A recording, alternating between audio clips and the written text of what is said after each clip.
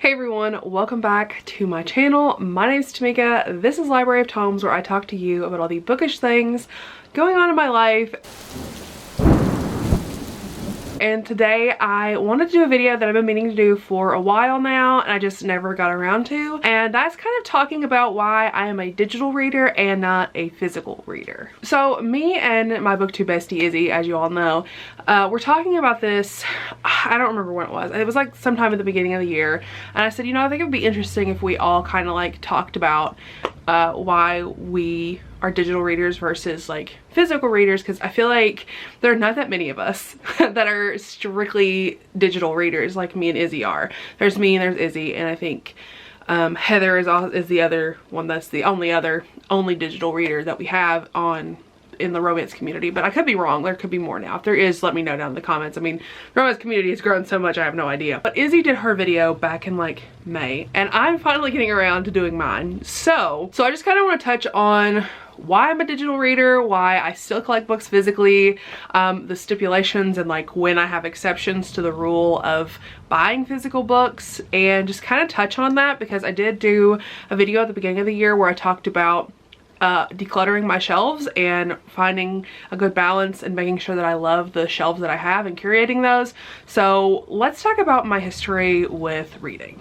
So I started reading in middle school, and I was specifically in 7th grade when I started reading. I started reading Twilight in 6th grade, and then 7th grade I started reading like Twilight and The Vampire Diaries, The Secret Circle, and like I could literally name these books to you, Night World series.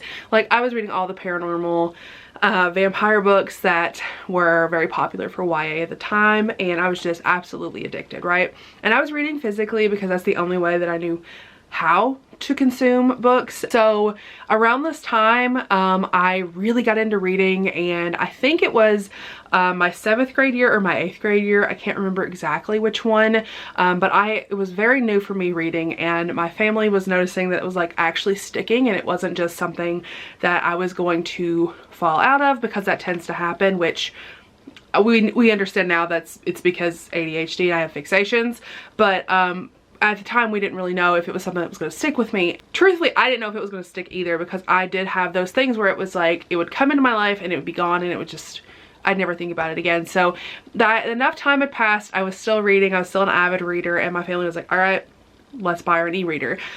So I got an e-reader for Christmas. It was just an e-reader from Walmart. It was not a Kindle, it was not a Kobo, it was not a Nook, it was nothing like that. It was literally just like an e-reader from Walmart. I don't even know what kind it was. I don't know how this thing worked. I don't know how you bought books and put books on it. We never could figure it out. So they bought me an e-reader pretty early into my reading, and this was when e-readers were pretty much brand new at this point. I think it was like 2010 whenever I was, you know, getting this e-reader, and we couldn't figure out how to use it, couldn't figure out how to put books on it. My family was so mad because they were like, you mean we have to buy the books? We just bought this e-reader. I don't understand why you have to buy the books now. So like we didn't understand how it worked, couldn't figure out how to put books on it, so I just never used it. I continued to read physically, and that was just the end of that.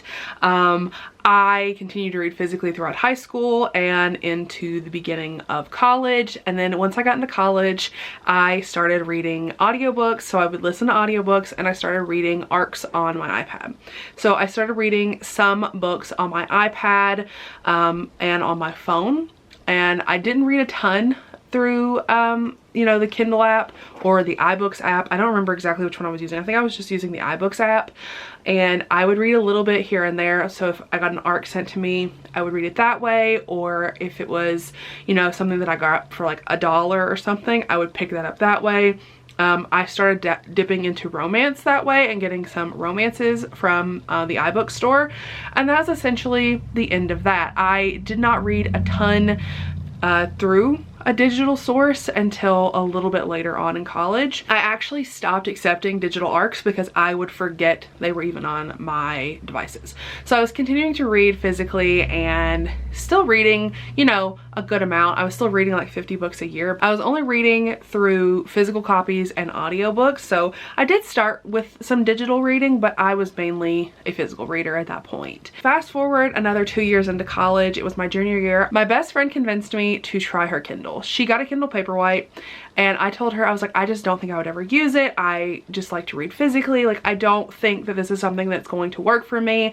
I don't think this is something that I am going to have. You know, like, I'm not going to use this. This is just not practical for me. She was like, okay, so listen, I have this old Kindle. It was a Kindle keyboard, and if you want to try it, you can have it, and we'll see if you like it. And I mean, I'm not gonna use it anyway. I just got this Paperwhite, so you take this and you see if you like it. And I was hooked. I started reading on it, and I would read so much faster. I read so much more, and I was just having the time of my life reading on this thing, right? And I was buying books for sales, like at $1.99. I was checking books out from the library. Like, I was having a great time with it. I was still only reading like 1 or 2 books a month on that because I was so stuck on this idea of, no, I prefer reading physically. Like, I prefer reading physically. And granted, I'll give myself the benefit of the doubt of there was no backlight on this Kindle, so I could definitely understand why I was still adamant on reading physical books, because I still had to have the light on regardless. I still hadn't let go of that, but I liked it enough that I wanted a Kindle Paperwhite. I wanted that backlight on my Kindle. So for Christmas that year, my parents got me a Kindle Paperwhite, and the rest is history, kind of, not exactly. I definitely was reading way more on it. I was reading most of the books that I read that month on the Kindle Paperwhite.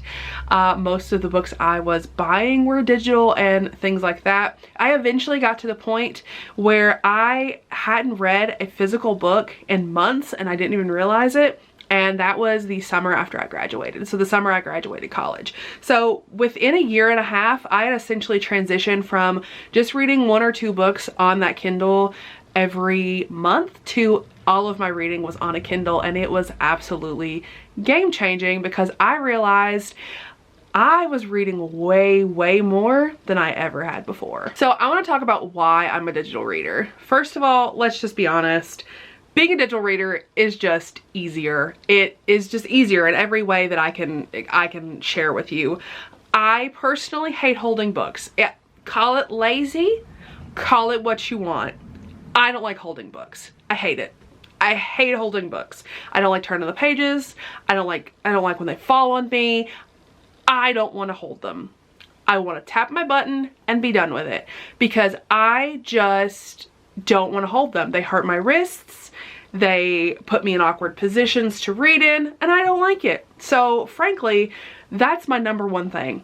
This thing is so much easier to use. Not only do I not have to get put in awkward positions, that could have made a sexual joke really easily. Not only do I get to read in bed comfortably, but I also get to read at night with no lights on because I get to read before I go to sleep because I have a backlight on the back of my Kindle. Everyone talks about their backlight on their Kindle. It's my favorite thing. I also have way more access to books than I have ever had in my life. So essentially, I was never close enough to a public library or had a good public library system. I'm in Kentucky. Y'all know this. Our library system is not ideal. It's not the best. So I never really had access to a ton of new releases. All of the books I was getting, I was borrowing from friends, or I was buying myself, or my family was buying them for me. So when I got access to my Kindle, I had access to a digital library, which the Kentucky library system, the digital Kentucky library system, it's not horrible, but it's not like the best. I now am a part of another library system. I have the Brooklyn library card that I pay $50 a year for, which so glad I do that. Totally recommend it if you have a library system that's not the best. But like, I have access to multiple library systems on top of being a Kindle Unlimited subscriber. So I do pay for Kindle Unlimited. I have the subscription. I use it all the time because this is a service that caters specifically to me as a digital romance reader. There are so many indie titles that are published every single day that are in Kindle Unlimited, so I never have to worry about not having something to read because that library is so extensive and it's ever growing. Love how many books are available with me reading on a Kindle. Like, I literally have access to any book that I want. There is no wait for me other than, you know, if there's a wait at the library or if there's some kind of wait that way. Like, I can literally buy any book that I want and read it immediately if that's what I choose to do. Do I do that? No, because I'm not spending that much money on a digital book, but I can if I need to. So I don't mind spending anywhere from $2 to $4 on an ebook. I try to not spend too much more than $5.90 or $4.99, but I mean, I have bought books that are new releases for like $2.99 or $1.99. I just bought I Kissed a Girl the other day for $1.99, and I was looking at it in the store and it was like $14 or $15. The other thing I love about my Kindle and being a digital reader is I have access to literally any book on my Kindle library at any point in time. So I'm very indecisive, and I used to be the person who would take 15 books with them on vacation because they didn't know exactly which books they were going to read. And now I just take one device, maybe two. I mean, we don't really know how many devices we're taking now, but I have a Kindle Paperwhite, I have a Kindle Paperwhite Signature, and I have the Kindle Oasis. So I take one device and I have access to my entire library, and I think that is just a huge benefit in its own, to be able to have access to literally any book that I want. If I have a Wi-Fi connection, I can download a book. And I have enough books downloaded already that I never have to worry about, like, do I want to read this book specifically, or am I going to be reading something else? Like, am I going to be in the mood for something other than this whenever I finish this other book I'm reading? So I know you all are thinking you're a digital reader, but you have 3 bookcases of books behind you. Yes, I do. I want to talk about that really quickly because there are a few exceptions to how I read digitally and reading only digitally, because I do read manga. You all know as well as I do that I do read a good amount of manga. I love it. It's one of my favorite things. However, reading it physically is sometimes cheaper than reading it digitally. I can do a whole video on reading manga digitally. I can give you the run through, the really basics right now. I use the Viz Media app and I use the Brooklyn Library card, and I get a lot of manga for very, very cheap that way, because my Viz Media app is $1.99 a month, and then I get digital arcs of some of the releases that I want to read, and I'm also getting books through the library, things like that. That's how I'm able to get the manga digitally. And then I also have some other subscriptions, like the Comicology, I think that's what it's called, through Kindle. I have that subscription as well. But like, most of the time buying digital manga is really expensive, and I just don't like to spend more than a couple dollars on digital copies of books regardless.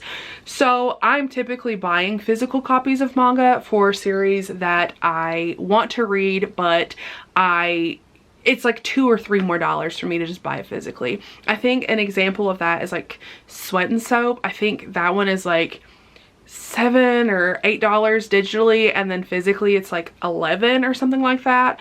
But for a series like that, I do just opt to go ahead and buy the physical copy, because I'll just resell it if I don't end up liking it. But anytime I can, I am trying to get the digital copy rather than get the physical copy. And then eventually I will add the physical copy to my shelves, which gets into why I do own physical books if I'm only a digital reader. I like to support the publishing industry and the people who make this hobby that I have possible. So I like to own physical copies of books that I've absolutely loved and I rave about, and it just makes me happy to see on my shelves. I like to support the manga industry by having my favorite manga on here, like Tokyo Ghoul in the background and Death Note. I mean, you all know these are series that I absolutely love and adore, and I definitely would say are major influences for the types of books that I'm reading and the types of things I talk about on my channel. So to be able to support that industry that influences me so much as a human and shapes who I am as a reader is really, really special for me. So having Lilith Vincent back here and Brianna back here, and being able to have just copies of books that I have absolutely loved, like these Katie Roberts.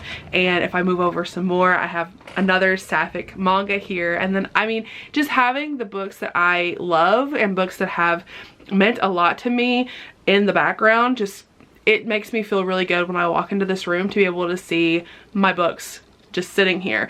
So not only do I get a lot of joy from reading books, I get a lot of joy in just collecting books and being able to see them when I walk into this space. So that's one thing that I do absolutely love too, is I just love actively collecting books. I love having a collection of books that means a lot to me, and reading books and then buying physical copies of the books that I love is just part of that. I like getting books as gifts from my friends. I love getting books when I go meet authors at signings when I've absolutely loved their books. books and then I need to get them, I need to tell them how much I love them. So when I meet them, that's the memory that I get, is I get to collect that signature. Like, God knows what's gonna happen when I get to meet Brianna. She's gonna be like, oh my God, this girl is insane. Like, I cannot deal with her.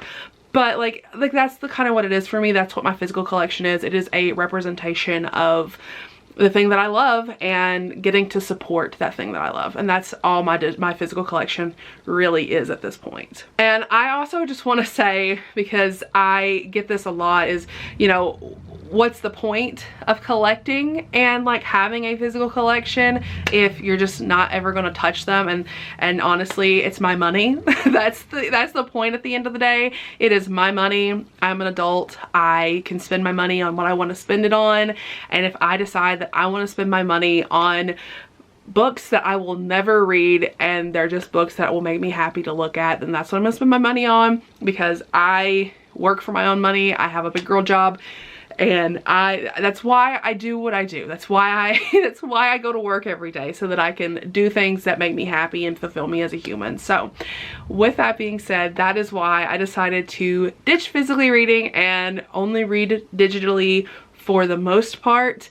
And yeah, if you're a digital reader, let me know down in the comments if you are mainly a digital reader, why you're a digital reader, what things do you get said to you all the time that you can't stand? Because I feel like as a digital reader, we get that constant that digital reading is less than physical reading, and it's not. So with that being said, go ahead and leave me a book stack down in the comments, and I will chat with y'all in my next video.